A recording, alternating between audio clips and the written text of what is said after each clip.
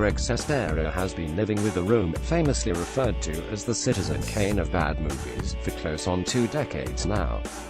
It gave him his first big acting role, and more or less ensured he would struggle to land another.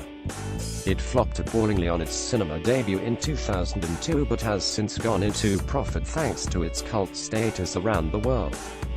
And it provided the fodder for his best-selling and really rather good book, The Disaster Artist, which has now been turned into a film directed by and starring James Franco's Tommy Wiseau, the writer, director, producer, star of The Room. All in all, you could say The Room has been both a curse and a blessing for Sestero, who is in Australia to do double duty, spruiking Franco's movie based on his book and yet another round of screenings of the film that started the whole crazy phenomenon in which audiences chant lines of dialogue and toss plastic spoons at the screen at key moments. So, do you ever get tired of talking about it?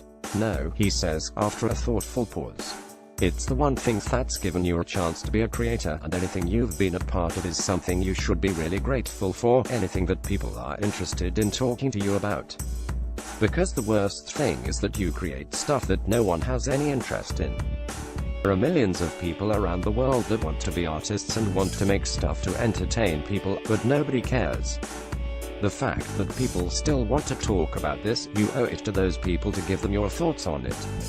Sestero refers to himself in the second person a lot, almost as if he's putting a little bit of distance between himself and the character in his book, who was a 19-year-old wannabe actor when he met the enigmatic Wiseau in a San Francisco acting class in 1998. 3 years later, having moved to LA to chase the big breaks that never came, the pair embarked upon The Room. Wiseau plowed at least $5 million, and probably closer to $6 million, of his own money into what has been called the most expensive home movie ever made. It's also been called a lot of other things, most of them not very nice. It took just $1,800 in its first run. Where Wiseau's money came from is something of a mystery. Ditto his origins, though his accent suggests Eastern Europe. His age, too, is unknown. Greg Sestero is the author of The Disaster Artist, a book about the making of the movie The Room. Photo Jason South. I do know a lot of that now, but I still love the idea of the mystery, says Sestero. That's one of the great things about Tommy, there's just a lot of unknown. It keeps you interested. If you had to guess, where would you say he's from and what age would you say he is? Transylvania, and he's 95 years old. That would be my hope. Anything less, I would be disappointed. James Franco's Tommy Wiseau in The Disaster Artist. Photo Justina Mintz. Like anyone who has ever seen it, if you haven't, there are plenty of boiled down 8 to 9 minute versions of its most egregiously awful moments on YouTube. Sestero knows The Room is a terrible movie, but the key to its perverse appeal is its earnestness.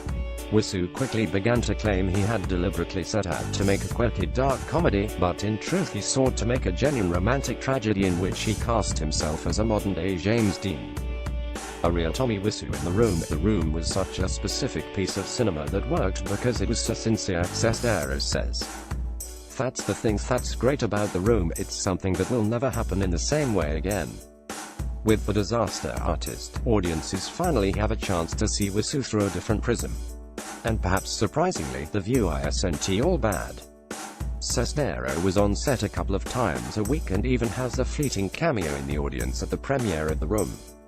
He was inspired by Franco's production to write and produce a movie of his own, unbelievably, starring himself and Wiseau.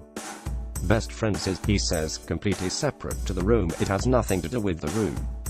It's just its own bizarre LA noir story about these two odd friends but in a whole new environment. It is also, he says, a chance to recast the public perception of a man with whom he still speaks almost every day. It was an incredible experience, so much better than The Room, he says. I think Tommy's really great in it and that was my goal. I thought, hey, maybe there's one more chapter here, I can give him a chance to be an actor, like he did for me. I didn't plan on ever working with him again, he says. But I'm glad I didn't just let The Room define us and let that be what we're capable of. The Disaster Artist is at the Hayden Orpheum in Sydney, Luna Cinemas in Perth and Cinema Nova in Melbourne from November 30th and on general release from December 7th. The Room screens on the first Friday of each month at the Orpheum and at Cinema Nova on the first Saturday. Facebook Carl Quinn, journalist, Twitter @CarlQuinn Podcast, The Clap